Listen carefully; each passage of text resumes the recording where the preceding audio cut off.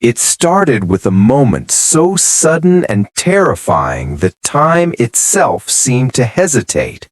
1 second, everything was normal, and the next, the sound of sirens cut through the evening air, sharp and desperate.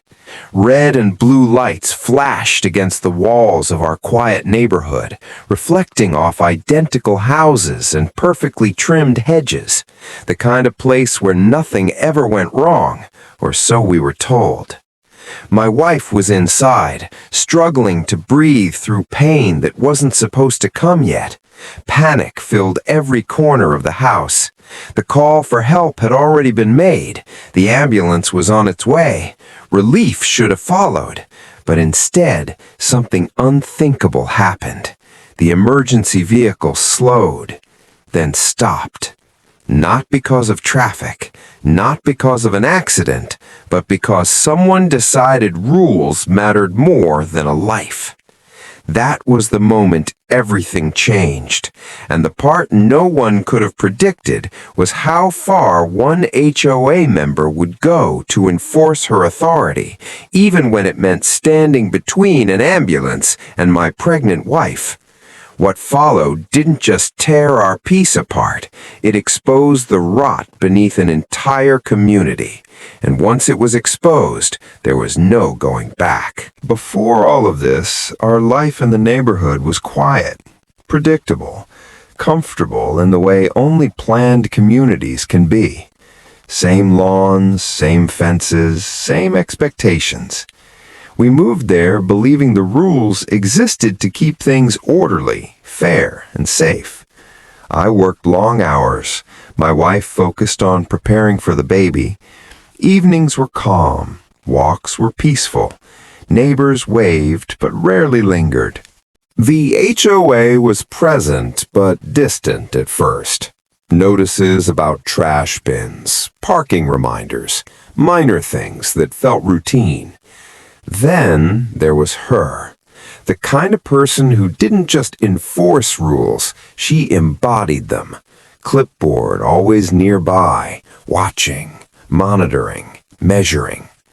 At first it was small, a warning about where our car was parked, a note about our mailbox. Nothing serious, just enough to feel watched. But over time, the notices became more frequent, more personal, more aggressive. The same rules seemed to apply differently depending on who they were aimed at. My wife noticed it before I did. The way the HOA Karen lingered near our house, the way she stared, the way her tone shifted when speaking to us compared to others. Something wasn't right, but we brushed it off. We didn't want trouble. We complied, we adjusted, we stayed quiet.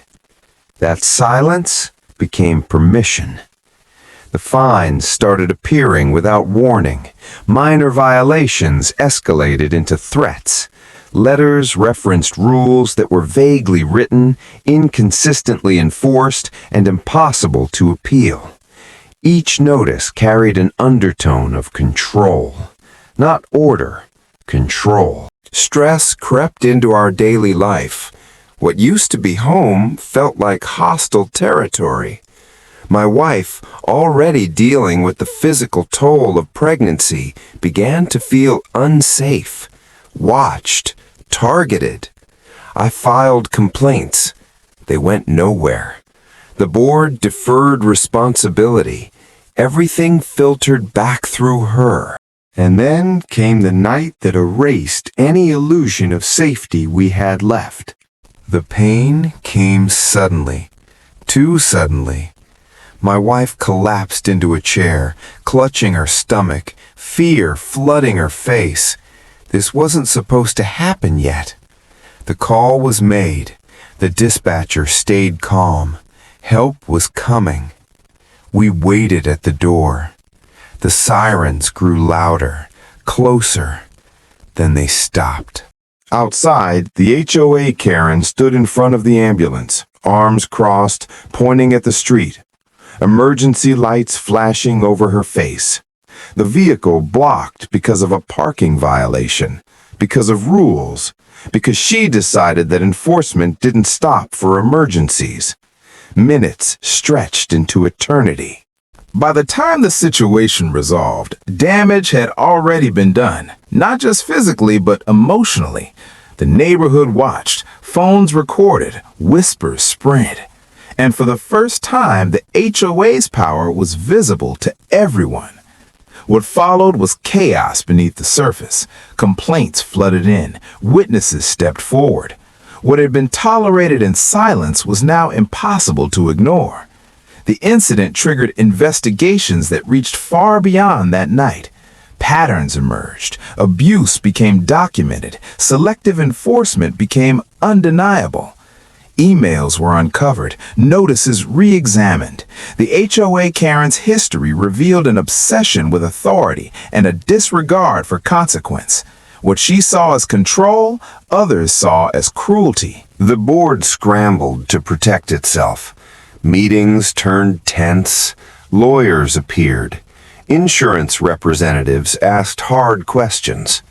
The story spread beyond the neighborhood. Emergency access policies were scrutinized. Accountability could no longer be avoided. And then came the reckoning. Her removal was swift, total. No ceremony, no defense. The system she had hidden behind discarded her the moment she became a liability. The same rules she enforced without mercy offered her none. The community shifted overnight. Neighbors spoke openly for the first time. Stories poured out. Fines, harassment, intimidation. What we thought was isolated turned out to be widespread. Policy changes followed. Emergency protocols rewritten. Oversight committees formed. Transparency enforced. The HOA transformed. Not out of kindness, but necessity. For us, the aftermath was quieter. Healing took time. Fear didn't vanish instantly, but the weight lifted. The house felt safe again. The street felt neutral again. Life slowly reclaimed its rhythm. The long-term consequences were unavoidable. Reputations destroyed, authority dismantled, trust permanently altered.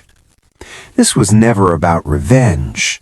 It was about consequence, about what happens when power is given without humanity, about how silence enables abuse, about how communities must remember that rules exist to protect people, not endanger them. The neighborhood looks the same today, but it isn't the same. Everyone knows how close things came to tragedy. Everyone knows what unchecked authority can do.